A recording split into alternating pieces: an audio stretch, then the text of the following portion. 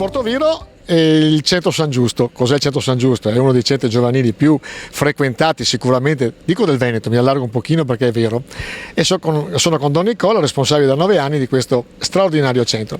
Ci vuoi un po' spiegare che tipo di attività fate e che tipo di riscontro avete con la popolazione? Allora, l'attività che noi facciamo è innanzitutto un'attività di prevenzione, nel senso che l'oratorio è aperto 365 giorni all'anno con molteplici possibilità e attività.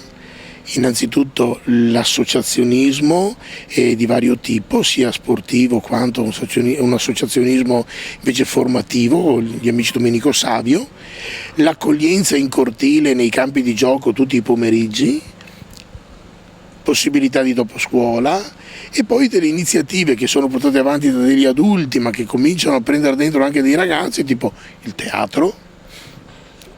Abbiamo una scuola di ricamo che sono cose, abbiamo un bellissimo coro che è nato qui dentro e si sta facendo conoscere il Miscellaneus, e quindi diciamo che è un mondo l'oratorio. Quindi cosa si fa? Prima di tutto si offre ai ragazzi un ambiente positivo ed educativo per le presenze delle persone che ci sono, per il tipo di proposte che facciamo e soprattutto per l'educazione che cerchiamo di mettere in tutte le cose che proponiamo.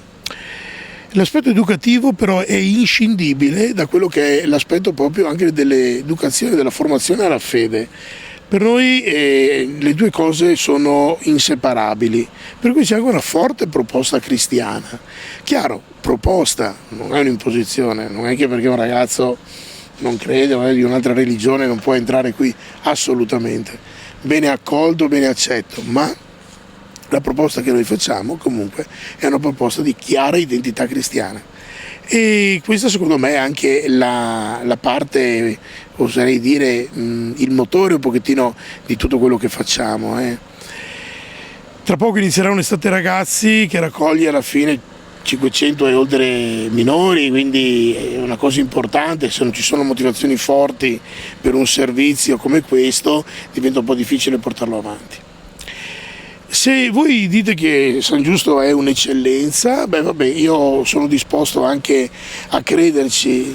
Io penso che siamo delle persone che cercano di fare del loro meglio, ma non sarebbe mai un'eccellenza senza tutto il bene che Portoviro vuole a San Giusto.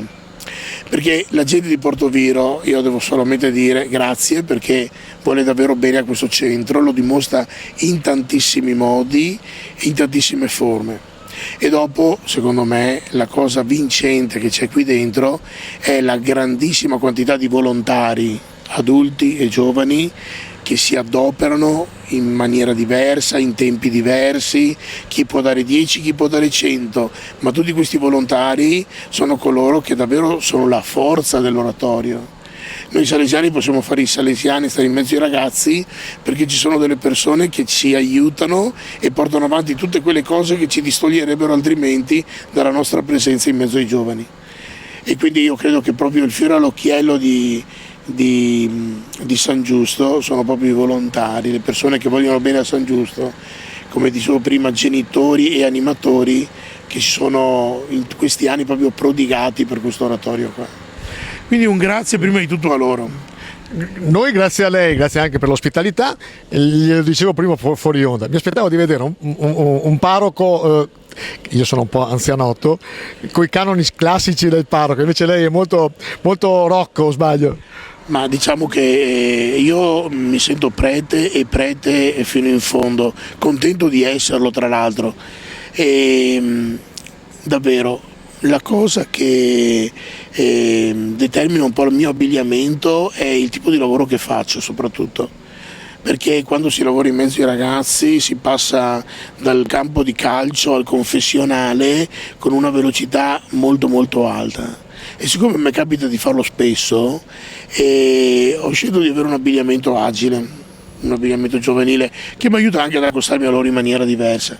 E non sono preoccupato se un ragazzino mi salta in groppa o arriva lì e gioca con me, perché ho la libertà di farlo, no? Ma penso che essere sacerdote, al di là di quello che può essere l'abito, che quando c'è bisogno me lo metto anch'io, sia proprio nel cuore e nel modo di essere in mezzo alle persone, perché alla fine non è l'abito che fa il monaco, no? Complimenti.